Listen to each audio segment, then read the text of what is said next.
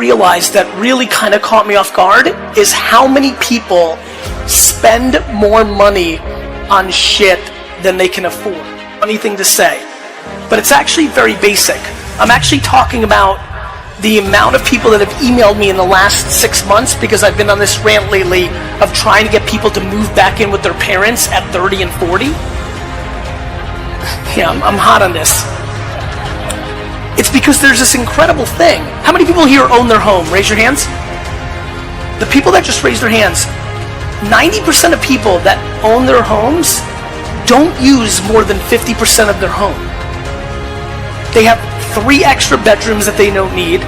They have a living and dining room and a fucking den and all sorts of shit. The amount of people who live in homes that they've extended themselves financially to afford that don't use half of that home is fascinating. The amount of people who are in debt so they can drive a car that has a logo on it that makes them feel better because that's keeping up with the Joneses or other people's judgment is fascinating to me. What I didn't realize was the fact that 35% of this audience wants their side hustle to be their careers, but the reason they can't is because they can't quit their job because they need their job to pay for dumb shit to impress people they fucking hate. And so, especially while the economy globally is frothy, I am aggressively throwing up for debate to the third of this audience that is trying to get their side hustle to be their job, for them to give a real thought to what it would look like if they were to downsize their home and their car and their vacations and their watch to put themselves in a position to be happy.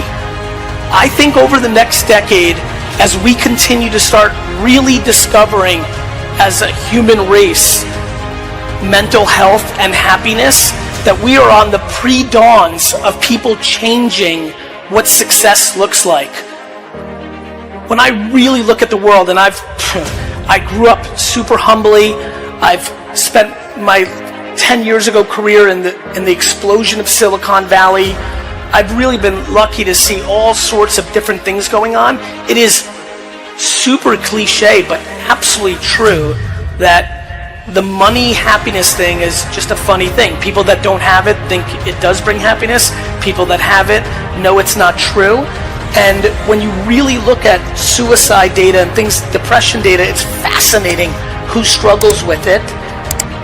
I really do believe as we become dramatically more thoughtful about happiness versus money, that a lot of people are going to start really looking at the things they amass and how much that is a choker to their happiness. And so what really excites me right now is how frothy the economy is globally.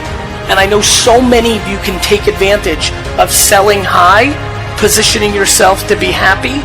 I think it's a very rogue point of view. It's completely against the propaganda that you see in your Instagram and Facebook feed 24/7. Everybody's pushing all sorts of fancy stuff and fancy trips and fancy things. I genuinely believe that the majority of people here can dramatically put themselves in a happier place if they honestly consider downsizing things that they don't use.